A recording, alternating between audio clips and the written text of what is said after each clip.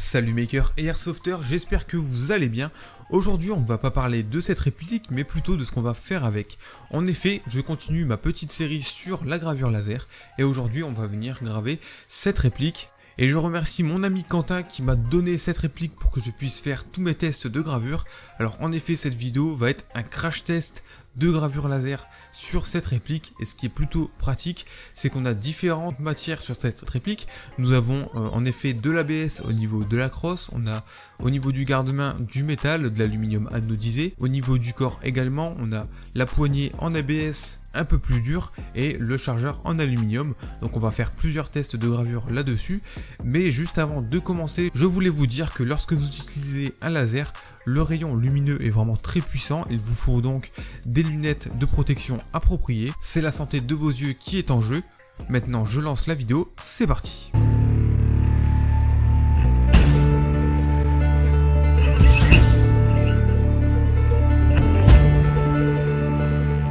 Vous l'aurez remarqué, le plateau de la Alphawiz U30 est plutôt petit, c'est pour ça qu'on ne va pas simplement prendre la réplique pour la poser sur le plateau, on va la démonter entièrement pour ensuite poser les pièces une à une sur le plateau.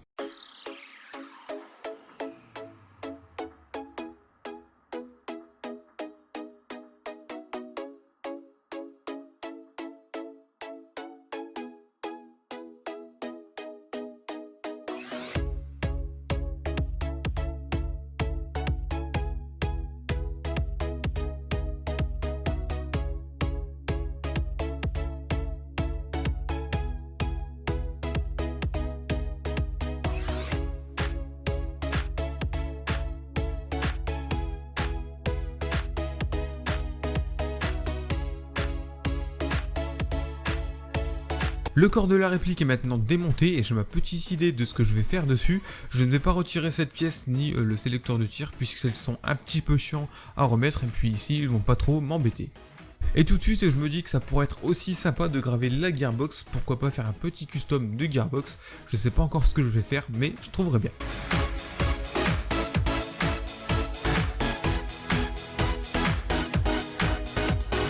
Au niveau du upper, je ne vais pas démonter entièrement cette pièce-ci parce que je ne compte pas la graver.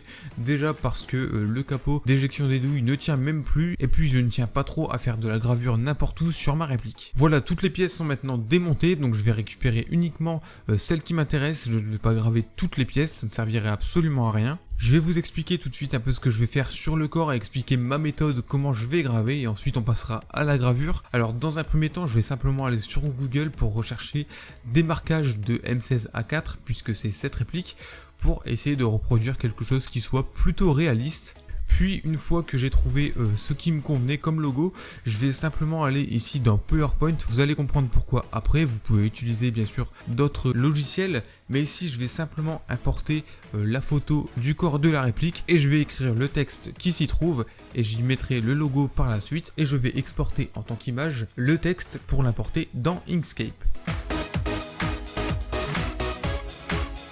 On se retrouve maintenant dans Inkscape, ici je vais faire le logo, ça va être assez simple, néanmoins je ne vais pas vous faire un tuto comment utiliser Inkscape car c'est un logiciel que je ne maîtrise pas encore et puis ce n'est pas un logiciel que j'aime beaucoup utiliser non plus.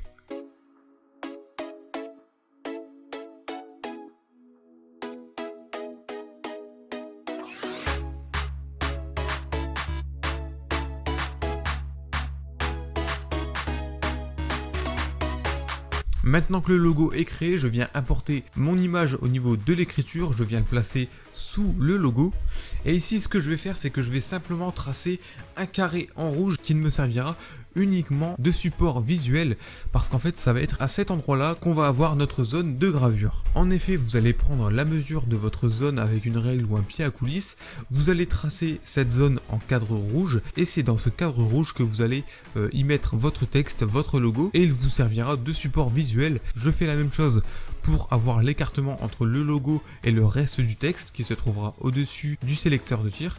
Alors pourquoi je fais ça? Tout simplement parce que lorsque vous allez importer votre image dans Laser GRBL, lui il va compter que votre logo c'est tout le cadre, donc même les côtés blancs font partie de l'image, donc il va les compter. Il ne va pas les graver, néanmoins il va les compter en tant qu'image. Mais nous ce qui nous intéresse c'est uniquement ce qui sera encadré en rouge qui sera réellement notre zone de gravure.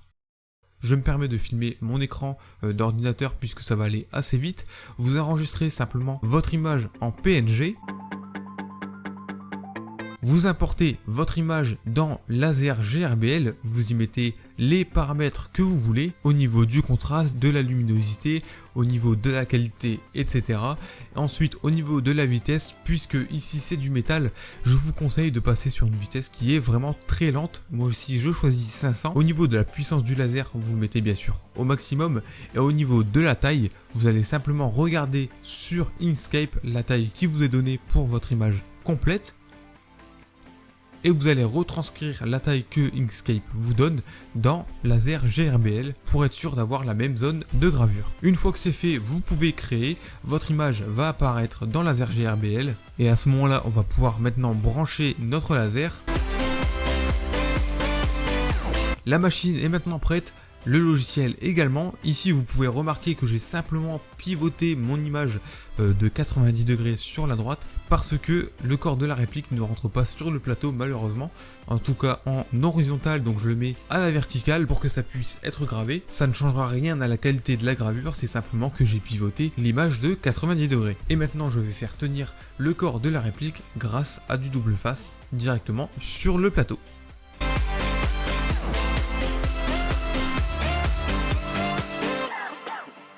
Et avant de démarrer, très important, je viens de lancer une gravure à vide avec le laser à la plus basse puissance pour être sûr que je sois au bon positionnement au niveau de ma zone de gravure. Et une fois que le positionnement est fait, je peux lancer.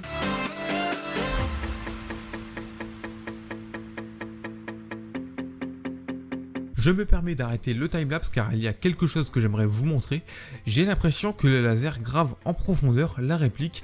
Je n'ai pas l'effet escompté, enfin je ne pensais pas avoir cet effet là. Je pensais avoir quelque chose qui ressemblerait au semi ou au auto. C'est-à-dire que la peinture s'enlèverait et on verrait le métal en dessous. Mais ici ce n'est pas le cas. Je lance le reste des timelapse et je vous en reparle après.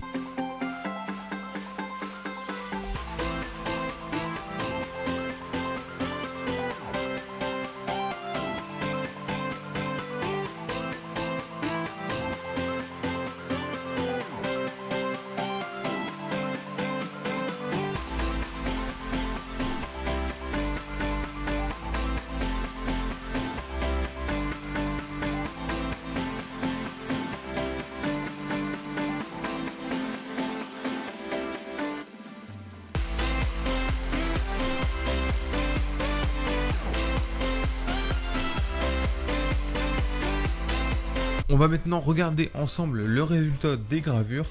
Alors comme je vous l'ai dit en début de vidéo, ceci est un crash test. Je n'ai absolument jamais gravé sur différents matériaux que j'ai présentés ici, que ce soit de l'aluminium, le métal et autres ABS. Au niveau du corps de la réplique, c'est la première chose que je suis venu graver. On peut dire que le résultat est plutôt bon. Néanmoins, vous l'avez pu le voir au début, je vous ai dit que le laser venait rentrer en profondeur dans le métal et ça faisait vraiment noir. Pour retirer ce noir, j'ai tout simplement pris une éponge du côté vert pour retirer, pour gratter le dépôt qui se déposait juste après le passage du laser. Néanmoins, en faisant ça, j'ai pas mal abîmé ma réplique. En fait, le côté vert est venu simplement poncer la surface de la réplique. Je ne sais pas si vous le voyez, mais on remarque plein de micro-rayures sur celle-ci. J'ai fait un autre test à l'arrière parce que ici, je n'étais pas tout à fait centré. Donc j'ai fait un autre test et ici on peut dire que ça s'est plutôt mal passé au niveau du nettoyage. En effet, j'ai beaucoup trop appuyé et le côté vert de la réplique est venu vraiment poncer mon métal. Le rendu n'était donc vraiment pas terrible, j'ai donc arrêté à ce moment-là. Le rendu est plutôt satisfaisant. Je m'attendais pas à ce que ça fasse noir au début, néanmoins le résultat est là, il faudrait que je trouve une autre méthode de nettoyage. En attendant, on va passer sur les autres pièces de métal que j'ai faites. On va passer maintenant sur le garde-main. Le garde-main, alors dans un premier temps, avant de vous montrer cette gravure-ci, j'ai fait un premier test et on peut dire que c'était vraiment pas très concluant. J'avais à peu près le même effet que sur le corps, néanmoins ici je n'ai pas réussi à retirer, même en grattant avec le côté vert de l'éponge, le noir qui était déposé après la gravure. Donc c'est un petit peu dommage, on peut remarquer les marquages. Néanmoins, c'est pas vraiment le résultat que j'attendais. J'ai donc lancé une deuxième gravure exactement pareille. Sauf que ici, j'ai réduit la vitesse du laser et j'ai fait plusieurs passes jusqu'à avoir un bon résultat. On peut dire que c'est pas trop mal. Encore une fois, ici, j'ai dû nettoyer fortement. Maintenant, on va passer sur la coque du gearbox. Alors, j'ai pas fait grand chose sur la coque de gearbox. J'ai simplement mis mon logo très simplement en bas à droite et j'ai rajouté aussi le lien qui vous emmène directement sur ma chaîne YouTube. D'ailleurs, n'hésitez pas à vous abonner si la vidéo vous plaît et si vous voulez en voir plus comme celle-ci. La précision est là puisque vous le voyez, il y a quand même des petits caractères et ils se sont quand même bien gravés, il n'y a pas eu de souci. Mais ce qui m'a plus surpris, c'est que la gravure a mieux fonctionné que sur le corps de la réplique. Ici, je vous explique, donc j'ai gravé, j'avais toujours ce côté noir après le passage du laser, mais je n'ai eu qu'à frotter qu'un tout petit peu et ce noir est parti assez simplement, ce qui est venu faire apparaître le reste des lettres. Le résultat est plutôt correct. Alors juste pour graver le logo ainsi que le lien qui dirige vers ma chaîne, j'en ai quand même eu pour environ 30 minutes, ce qui est quand même assez conséquent pour le peu de gravure que ça fait. Donc imaginez si vous voulez par exemple customiser entièrement votre gearbox. Maintenant on va passer au chargeur. Alors le chargeur de la réplique est en aluminium et c'est ce qui a le mieux fonctionné concernant la gravure. Alors en effet je n'ai eu qu'à faire qu'une seule passe à vitesse moyenne et pourtant le résultat est vraiment correct. Il y avait un peu de noir mais avec juste un tout petit coup d'éponge vraiment rapidement ça s'est retiré d'un seul coup avec un tout petit peu d'eau. Donc le chargeur c'est ce qui a le mieux fonctionné, donc les chargeurs en alu ça fonctionne vraiment bien, il n'y a pas de souci là-dessus. Donc vous voyez avec les différents types de métal que j'ai ici sur la réplique, on a différents résultats au niveau de la gravure. Je pense que moins la couche de peinture appliquée sur le métal est importante, plus la gravure va fonctionner. Parce qu'en effet, vous le voyez très bien hein, sur les chargeurs en alu, la peinture utilisée est plutôt fine parce que ce n'est pas un élément important de la réplique. Mais sur le corps, par contre, on a beaucoup de peinture qui est appliquée. C'est pour ça que le laser va rentrer en profondeur et que ça va être beaucoup plus difficile de graver. Et enfin, on va passer sur les parties en ABS de la réplique. Alors, je vais commencer par la crosse parce que ce n'est pas une pièce que j'ai pu terminer. Je vous le dis encore une fois, lorsque vous allez commencer à graver des pièces en ABS, il va falloir mettre votre imprimante en caisson avec vraiment un bon système de ventilation de manière à pouvoir au moins rejeter les fumées et les différentes poussières à l'extérieur de chez vous, parce que croyez-moi, et c'est pour ça que j'ai dû arrêter cette gravure, la fumée qui est dégagée et l'odeur qui va avec est vraiment insupportable. Au bout de 30 minutes, franchement c'était même pas la peine, j'ai dû arrêter la gravure. Donc je vous le redis, préparez un caisson et un bon système de ventilation avec différents filtres, un bon ventilateur et envoyez toutes les fumées et les poussières vers l'extérieur de chez vous pour ne pas être embêté. De plus, ces fumées sont vraiment toxiques, hein, je vous le rappelle, c'est de l'ABS. On passe maintenant à la poignée. La poignée a un peu moins réagi malgré que j'ai appliqué les mêmes paramètres. Vous le remarquez, ici au niveau de la crosse ou ici au niveau de la poignée, les deux gravures sont différentes, tout simplement parce que l'ABS, encore une fois, est traité différemment comme le métal. Sur la crosse, il est plus lisse et plus léger, alors que sur la poignée, il est plus rugueux, il est plus travaillé, beaucoup plus dur également. C'est pour ça qu'on a des résultats différents. Sur la crosse, on a quelque chose qui est beaucoup plus marqué, alors que sur la poignée, nous avons quelque chose qui est vraiment plus léger, plus discret. Pour le pattern de la crosse ainsi que de la poignée, petite astuce, j'ai simplement été sur Google Images, j'ai marqué pattern laser et là vous allez trouver un ensemble d'images de patterns, etc.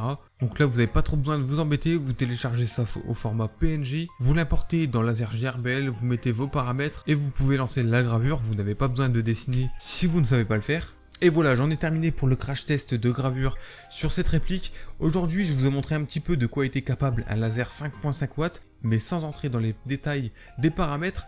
La semaine prochaine, je vous partagerai une vidéo dans laquelle je rentre un peu plus en détail au niveau des paramètres et ce que peut graver un laser 5.5 watts ou même découper selon les matériaux. Maintenant, si la vidéo vous a plu, vous pouvez laisser un like sur la vidéo. Vous pouvez aussi me poser vos questions si vous en avez. Et surtout, n'hésitez pas à vous abonner, c'est vraiment très important si la vidéo vous a plu et si vous voulez en voir d'autres comme celle-ci. Et maintenant, moi je vous laisse, on se retrouve à la semaine prochaine pour une nouvelle vidéo. Allez, salut!